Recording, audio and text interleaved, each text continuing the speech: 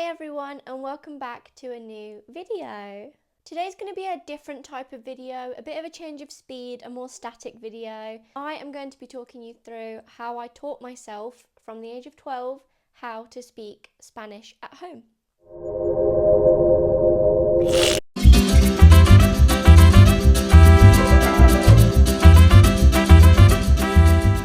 A few disclaimers I'm going to throw out before I start. Number one, I'm not a professional language teacher. I don't know if these methods are approved, tried, tested. It's just what worked for me personally. On that note also, it's important to remember that I do have autism. I am neurodiverse, and for that reason my brain works and learns differently to other people. So what works for me might not work for you, but if it does and you're still here, carry on watching and I'll tell you exactly how I did it. For context and a bit of background, I started learning Spanish at the age of 12 because I was a nerd that liked learning. By the way, if you like learning, that doesn't mean you're a nerd. I'm a nerd. So my Spanish teacher at school when I was in year 8 went off sick. And we had substitute teachers that couldn't really speak Spanish. They knew certain words and phrases, but I felt like I wasn't getting the learning that I needed from it. So I went home and downloaded Duolingo on my iPad. And here's where it all began. Let's talk about Duolingo. Another disclaimer, this isn't promoted or sponsored or endorsed by anybody. These are just apps that work for me, bit of free promo for them. You're welcome. So Duolingo, if you don't know, is an app that has many languages on there, and you can learn on there in forms of games and stories that you can get involved with, and little quick fire lessons, which were really good for me because my attention span is not great. It's changed a lot since I used it. I used it back when it had first came out, so it's got loads of different features on there now. I think there's paid features, there's still free features, I'm not sure, but the ethos and the background of the app is still the same, and I 100% believe that it works. To begin with, this is also a really important point. People think they can learn a language just from Duolingo, and you can't. I used Duolingo for 500 days. So on Duolingo you get something called a streak. Well, you did when I used it, I'm not sure if you still do. And you have to do your lessons every day, a set amount that you can set, and then you get your streak, and the higher your streak is, the closer you are to finishing it. I don't know if you can finish Duolingo nowadays with all the stuff they've added, but I completed the app. In 500 days, everything that was available on the app in Spanish I had completed. That's quite a flex actually. And by the end of those 500 days, I couldn't speak Spanish. And that's because what Duolingo gives you isn't the ability to speak the language fluently. It gives you a foundation. It gives you a load of different words that you now have stored in your brain, and it starts to teach you basically how to form sentences and how to use the words and the sentences together in conversations, which is the baseline of what you need to learn a language. You then need to take it up a level if you want to be fluent.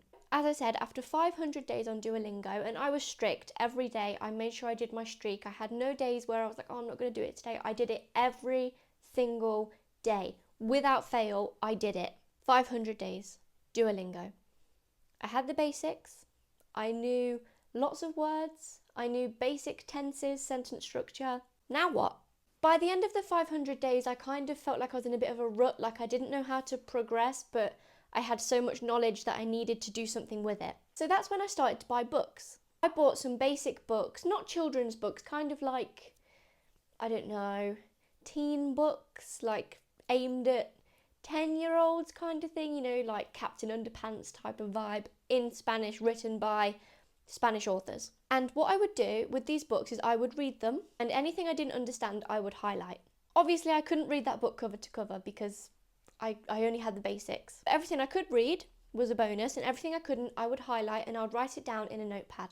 After I'd read, I don't know, just a little bit, you don't want to read too much because you won't learn, you'll just be overloaded, but after I'd read a little bit, I would then look at all the words or phrases that I've written down on my notepad. I would find out on the internet or in a dictionary what the translation was for each word, and I could look back in the book to see what context it was used in as well. By doing that, I learned a few things. Number one, I learned loads more vocabulary, loads more words. Number two, I learned colloquial terms, so things that are used when friends are talking to friends, not just structured by the book Spanish. And another thing I learned was sentence structure, again, how it differs in Spanish and my different tenses. It really strengthened that.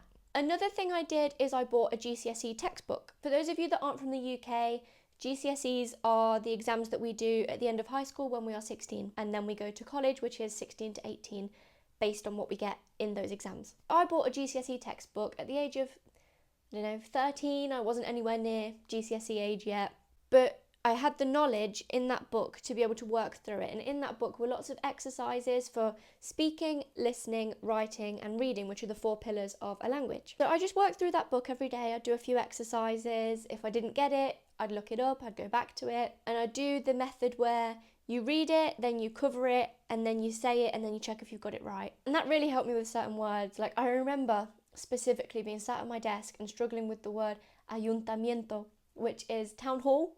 I ended up getting married in a town hall to a Spanish speaker. How full circle is that?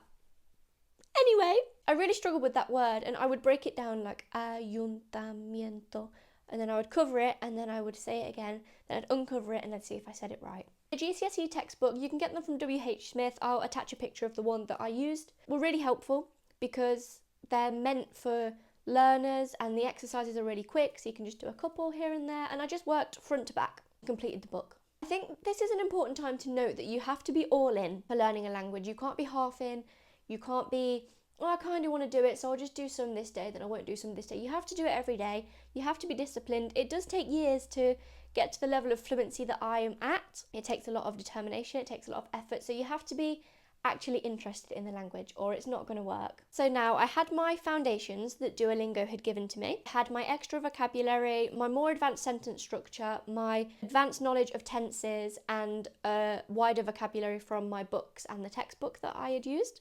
Now what do I do with that? Because I've got loads of words, I know how to make sentences kind of and how to use tenses kind of, but putting them together is really hard because I could now read in Spanish, I could write in Spanish, but if someone with a thick accent came and started speaking to me in Spanish, I wouldn't have a clue. And this is where I did language immersion at home. I wanted, at the age of, 14, to fly out to Spain and stay with a random host family and go to school with their kids and have them speak to me in Spanish, so I have no choice but to learn. It was expensive, okay? And my mum was not a fan of the idea. So I created my own method of language immersion at home. You may ask, how did I do this?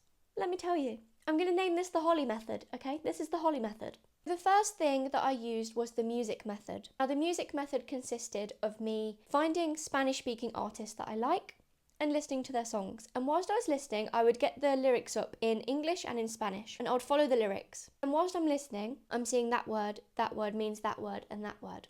So what I'm doing there is I'm hearing the words in Spanish, I'm looking up their meaning in English, and then I'm reverting that back to Spanish. And what I'm doing by doing that, number one, learning new words in the song, especially slang words and swear words, that I didn't know before. What I'm also doing is by the time I've listened to the song 3-4 times round, I can sing certain verses in Spanish. Did I sound great? Was my pronunciation proper? Probably not. But it was in the privacy of my bedroom, okay? And my mum probably thought I sounded amazing. I would do that over and over again with the same song until I had one song completely memorised. Not just because I memorised what it sounded like, but I also knew what it meant. And that's really important. So I knew what one whole song in Spanish meant. The first song I did it with was actually Hasta el Amanecer by Nicky Jam. I knew what that whole song meant, and I knew the words to that whole song. So that's a whole load of new vocabulary right there, a whole load of new slang, and a whole load of sentence structure and tenses. And I just did that with loads of songs that I liked. Some artists that I listened to were Bad Bunny, Ozuna, Maluma, just anyone that was in the charts at the time. To find these songs, I literally just went on Spotify, Spain top 50, Mexico top 50, anywhere that speaks Spanish top 50, and the songs were right there. One thing I will say that I made a mistake. I just saw something in my garden that was really scary. One thing I will say that I made a mistake with when I was doing the music method is that I didn't pick a dialect. Obviously, all of those artists I've just named to you are from different countries. One's from Puerto Rico, one's from Colombia, they're from all different places. And they all speak different, they all use different words, they all use different phrases in different contexts, and that's confusing for a language learner.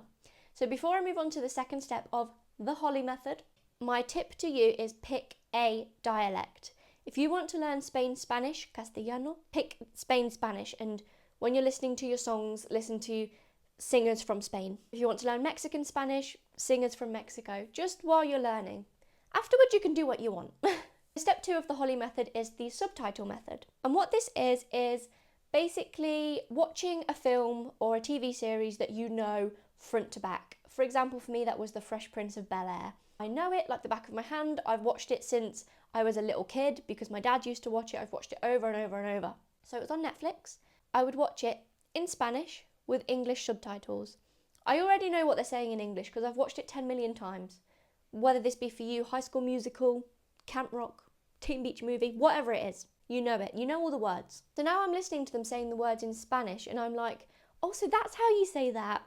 Oh, so that's what that means. Oh, so that's how you would formulate that in Spanish. But if I'm not sure, I've got the subtitles there in English anyway. Step 2 of the subtitle method is that you watch it again, this time in Spanish with Spanish subtitles. That way you can kind of think, okay, well that's how you say that and that's how it's written. So you'll know how to say it, how to read it and how to write it. And then the final step of the subtitle method, obviously you go through the steps as you feel confident, is that you watch it again in Spanish, no subtitles. Just in Spanish, and you'll find that you can understand it. 1, because you already know what they're saying in English. 2, because you've watched it now 3 times. And 3, because all of that Spanish would have stuck as you've gone through each step of the method. So now you can understand a whole TV show, a whole movie in Spanish, as well as all of these songs.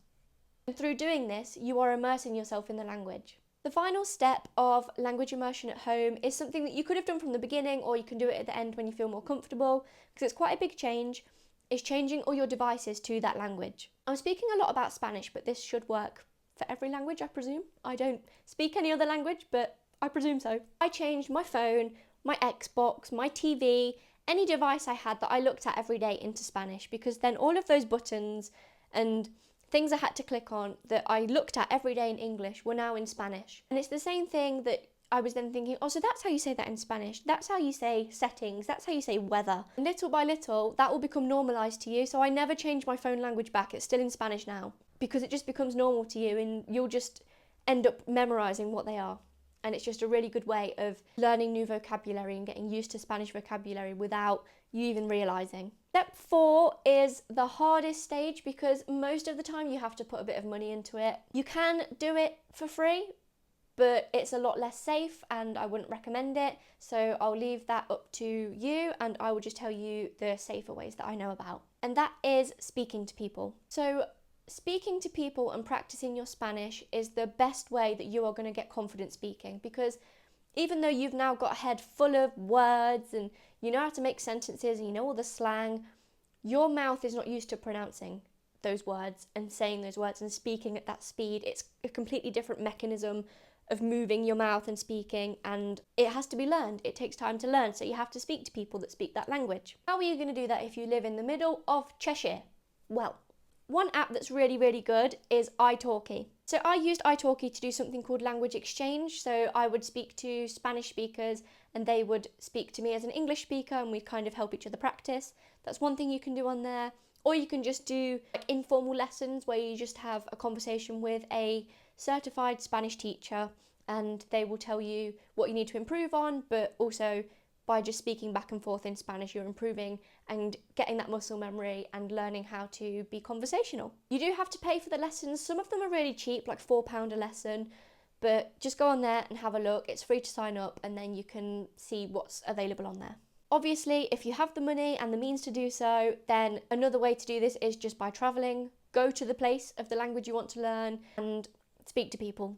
Get yourself out there. If you're that kind of person, you can just go to all the bars and all the restaurants and all the beaches and just speak to people. And what I found, especially in places like Spain and Mexico, if you tell people, oh, I'm learning Spanish, they're really eager to help you learn, which is nice. Y así es como voy a concluir este video, así es como aprendí a hablar español como lo estoy hablando ahorita. Obviamente ya tengo acento de México, eso es porque vivo con un mexicano.